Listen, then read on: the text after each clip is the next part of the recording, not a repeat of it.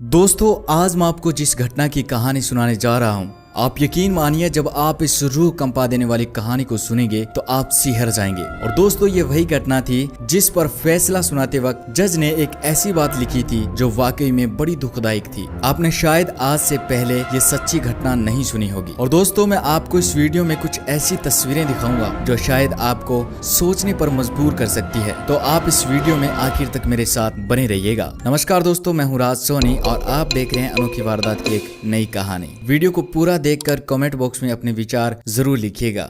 कहानी की शुरुआत होती है दिल्ली से। 1 मई 2013 की शाम को 3:40 पर हजरत निजामुद्दीन रेलवे स्टेशन से एक ट्रेन दिल्ली से मुंबई के लिए रवाना होती है, जिसमें सैकड़ों मुसाफिर सफर कर रहे थे। और इन्हीं मुसाफिरों में 23 साल की प्रीति राठी भी सफर कर रही थी, जो दिल्ली के नरेला इलाके में रहती थी। और दोस्तों, ये प्रीति राठी दिखने में बेहद खूबसूरत थी। और दोस्तों, ये लड़की सभी से बड़े ही प्यार से बात किया करती थी। इसके साथ ही प्रीति पढ़ाई में भी बहुत होशियार थी, जिस कारण इसकी जॉब नौसेना में बतौर नर्स लग गई थी। और ये दिल्ली से मुंबई इसी नौकरी की ज्वाइन करने के लिए जा रही थी। और उस रात उस ट्रेन में प्रीति के साथ उसके पापा और उसकी मौसी भी थी। लेकिन ये तीनों एक खबर से अनजान थे कि उसी ट्रेन में, उसी डिब्बे में इनके साथ एक और शख्स था जो अपना चेहरा छुपाए इनकी सीट से कुछ ही दूरी पर बैठा था और जिसकी निगाहें इन्हीं तीनों पर थी। और उसने अपना चेहरा इसलिए छुपा रखा था कि कहीं ये उसको पहचान न ले और वह कहीं पकड़ा ना जाए। काश वह पकड़ा जाता तो इतना बड़ा दहला देने वाला कांड ना होता। और दोस्तों, रात को प्रीति उस डिब्बे में 2-3 बार बाथरूम जाती है और वह शख्स अपना चेहरा ढके प्रीति को देख रहा था, उस पे नजरें जमाए हुए था। क्योंकि दोस्तों, ट्रेन में उस रात भीड़ बहुत ज्यादा थी, तो उस शख्स की हिम्मत नहीं पड़ रही थी कुछ करने की। तभी दोस्तों, पूरी रात ट्रेन चलने के बाद सुबह के तकरीबन 8 बजे ट्रेन मुंबई के बांद्रा रेलवे स्टेशन पर पहुंच जाती है। और दोस्तों, प्रीति बेहद खुश थी क्योंकि वह पहली बार मुंबई में कदम रखने जा रही थी। लेकिन उस मासूम प्रीति को कहां पता था कि उसके साथ इतना भयानक हो जाएगा। अब ट्रेन बांद्रा रेलवे स्टेशन पर रुकी हुई थी और सभी लोग अपना अपना सामान लेकर उतर रहे थे। और प्रीति, उसके पापा और मौसी भी अपना सामान उठाकर नीचे उतरने की तैयारी करने लगे। और भीड़ के साथ ये ट्रेन के गेट के पास आ जाते हैं और प्रीति के पापा और मौसी रेलवे स्टेशन पर उतर जाते हैं और पीछे से प्रीति भी उतर जाती है। अब प्लेटफॉर्म पर प्रीति अपने पापा और मौसी से कुछ कदम पीछे चल रही थी और नई जगह को देखकर बहुत खुश थी। उसने अपने आंखों में अपने करियर को लेकर बड़े बड़े सपने संजोए थे और ये जॉब लग पाना भी उसका एक बहुत बड़ा सपना था, जो उसने अपनी मेहनत से पूरा भी किया था। अब प्रीति रेलवे स्टेशन पर आगे बढ़ रही थी तो उसे एहसास होता है कि वह अपने पापा और मौसी से बहुत पीछे रह गई है, तो वह अपनी स्पीड तेज करती है। और प्रीति अपने पापा मौसी के पास पहुंचने ही वाले थी कि अचानक से पीछे से उसके कंधे पर किसी का बायां हाथ आता है। तो प्रीति अचानक से पीछे मुड़ती है तो पीछे एक लड़का जिसका चेहरा कपड़े से ढका हुआ था, उसके दाएं हाथ में एक च्यवनप्राश का बड़ा डिब्बा था। प्रीति कुछ समझ पाती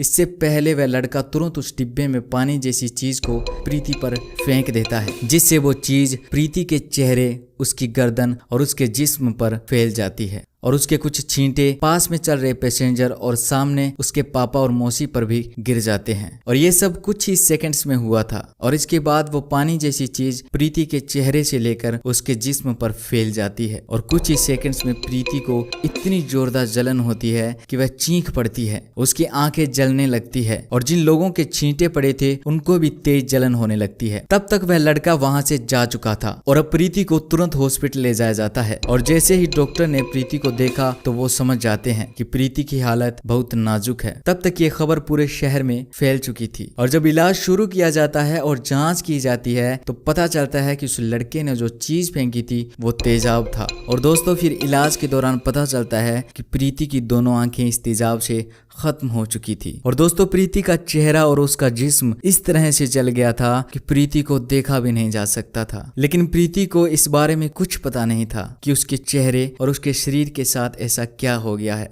वह बार बार डॉक्टर से पूछ रही थी कि मुझे क्या हुआ है और मेरी आंखें क्यों नहीं खुल रही। और डॉक्टर्स उसे दिलासा दे रहे थे कि कुछ नहीं हुआ प्रीति, तुम जल्द ही ठीक हो जाओगी। उधर पुलिस उस लड़के की तलाश कर रही थी कि आखिर कौन था वो। और लोगों के मन में भी ये सवाल बार बार आ रहे थे कि आखिर उस लड़के ने इस मासूम बच्ची के साथ ऐसा क्यों किया। और जब सच्चाई सबके सामने आई तो इसने लोगों के रोंगटे खड़े कर दिए और कारण जानकर आप भी हैरान हो जाओगे। इसके बाद हॉस्पिटल में प्रीति से पूछा जाता है कि आखिर वह लड़का कौन था। तो प्रीति लड़खड़ाती सी आवाज में कहती है कि वह उसे सही से देख नहीं पाई थी कि वह कौन था। इसके बाद प्रीति की तबीयत और खराब होने लगती है। वह दर्द से तड़प रही थी। उसके अंदरूनी अंग डैमेज हो चुके थे जो धीरे धीरे काम करना बंद कर रहे थे। और इसके बाद प्रीति को मुंबई में 3 अलग अलग हॉस्पिटल में ले जाया जाता है और यह खबर आग की तरह अखबारों और मीडिया में फैल चुकी थी। अब प्रीति को भी एहसास हो गया था कि उसके साथ क्या हुआ था,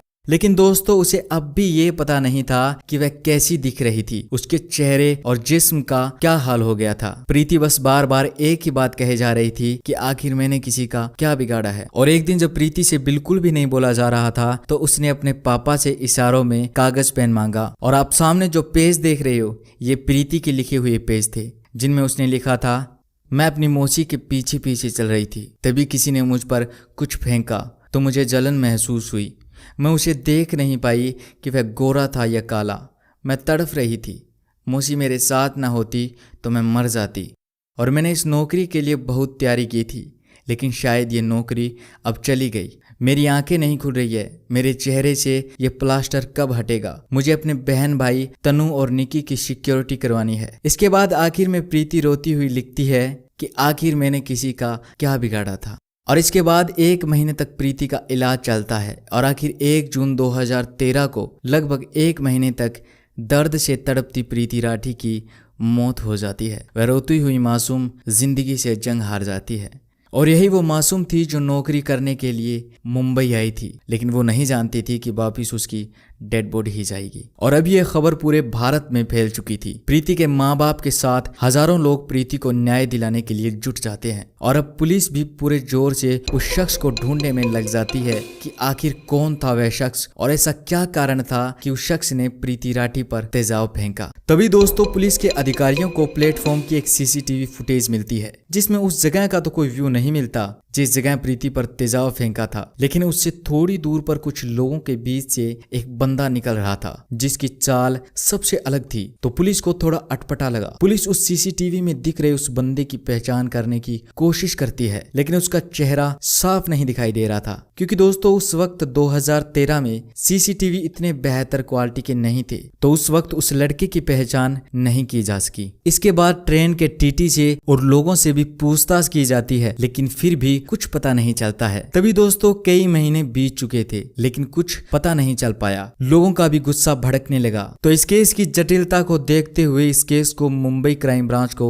सौंप दिया जाता है और क्राइम ब्रांच की टीम पहुंच जाती है दिल्ली के नरेला में प्रीति के घर। और पुलिस घर की जांच करती है और आसपास से भी पूछती है, लेकिन कुछ नहीं मिलता। तभी दोस्तों जब पुलिस प्रीति के घर के बाहर खड़ी थी तो उसके घर के सामने उन्हें 23 साल का एक अंकुर पवार नाम का लड़का मिलता है जिससे पुलिस पूछताछ करती है। वह लड़का जुबान से लड़खड़ा रहा था और अपने बयानों में कुछ गड़बड़ कर रहा था, तो पुलिस को उस पर शक हो जाता है। और फिर उसके बाद दोस्तों प्रीति की एक सहेली खबर देती है कि प्रीति ने उसको बताया था कि ये अंकुर पवार उसे धमकी दे रहा था कि वह उसे मुंबई में देख लेगा। तभी पुलिस का शक भी सही हो गया और पुलिस जैसे ही अंकुर पवार की कॉल डिटेल निकालती है तो पता चलता है कि अंकुर पवार उस दिन मुंबई में था। और ये पता चलते ही पुलिस तुरंत ही अंकुर पवार को गिरफ्तार कर लेती है। लेकिन दोस्तों इससे पहले भी एक लड़के को गिरफ्तार किया गया था जिसकी जांच में बाद में यह पता चला था कि यह शख्स उस वक्त मुंबई में नहीं था, तो उसको छोड़ दिया जाता है। लेकिन अब पुलिस अंकुर पवार को गिरफ्तार कर चुकी थी और उसे पूछताछ करती है, लेकिन अंकुर कुछ नहीं बताता। तो पुलिस अपने तरीके से पूछती है तो अंकुर सब कुछ बता देता है कि आखिर उसने प्रीति को क्यों मारा। और दोस्तों आपको ये जानकर बड़ी हैरानी होगी कि आप सामने जिस हंसते हुए पोज दे रहे लड़के को देख रहे हो, यही वो अंकुर पवार था जिसने प्रीति पर तेजाब इसलिए फेंका क्योंकि प्रीति ने अंकुर से शादी करने से मना कर दिया था, लेकिन अंकुर उससे ही शादी करना चाहता था। और दोस्तों इसके साथ ही एक और कारण भी माना गया था। दरअसल प्रीति पढ़ाई में बहुत होशियार थी जिस कारण वह नौकरी भी लग गई थी, लेकिन अंकुर पवार प्रीति की तरक्की को देखकर जल उठा था और इस जलन के चलते उसने ऐसा किया था। तो दोस्तों कहानी कुछ इस तरह से थी कि जिस वक्त प्रीति दिल्ली से मुंबई के लिए रवाना हो रही थी तो उसी ट्रेन में उसके साथ वह लड़का भी चढ़ जाता है और वह च्यवनप्राश के डिब्बे में तेजाब डालकर अपने पास रख लेता है। लेकिन वह ट्रेन में प्रीति पर तेजाब फेंकने वाला था, लेकिन उस बोगी में उस डिब्बे में भीड़ बहुत ज्यादा थी जिस कारण वह ट्रेन में तेजाब नहीं फेंक पाता है, जिस कारण वह मौके की तलाश में प्रीति के साथ मुंबई तक चला जाता है और वहां एक मासूम पर अपनी हैवानियत दिखा देता है। और प्रीति पर तेजाब फेंक देता है। इसके बाद दोस्तों हाई कोर्ट में केस चलता है और हिंदुस्तान में यह पहला केस था जिसमें तेजाब फेंकने पर फांसी की सजा सुनाई जाती है, लेकिन बाद में इस फांसी की सजा को उम्र कैद में बदल दिया जाता है। और दोस्तों इसकी सुनाई करने वाले जज ने लिखा था कि वह बच्ची 30 दिन इसलिए जिंदा रही क्योंकि उसने अपना चेहरा शीशे में नहीं देखा था, और अगर वह अपना चेहरा शीशे में देख लेती तो शायद वह पहले दिन ही मर जाती। आप इस बात से अंदाजा लगा सकते हो कि किस हद तक प्रीति का चेहरा, उसका जिस्म खत्म हो चुका था। और दोस्तों मैं आपसे निवेदन करता हूं कि आप इन कहानियों से कुछ सीख लेने की कोशिश जरूर कीजिएगा कि बुरे काम का नतीजा हमेशा बुरा होता है। हम दूसरे को तकलीफ देकर कभी भी सुखी नहीं रह सकते। तो दोस्तों आप अगर चैनल पर नए हो तो आप चैनल को सब्सक्राइब करने के साथ कमेंट बॉक्स में इस कहानी के बारे में अपने विचार जरूर लिखिएगा। मिलता हूँ एक नई कहानी के साथ, तब तक के लिए अपना ख्याल रखिएगा। धन्यवाद।